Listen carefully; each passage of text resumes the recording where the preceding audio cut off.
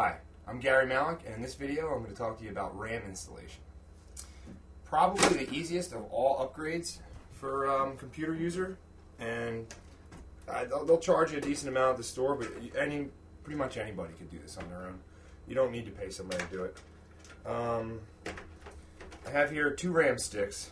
This is a newer computer, so new Intel-based, Core-based processors. Generally, we'll have 4 RAM input. On most computers now, the Core 2 Intel-based, there's 4 RAM slots, color-coded. They have to be in pairs. You can't just put one chip in. I'm going to use the white here. And make sure you line up. You're going to have a notch. All RAM has a notch. Here. You always are going to have a notch. Make sure you line your notch up. It's only one way it can go. Slide it in nice and easy. Take your 2 fingers here on the ends and push down. You'll hear a click.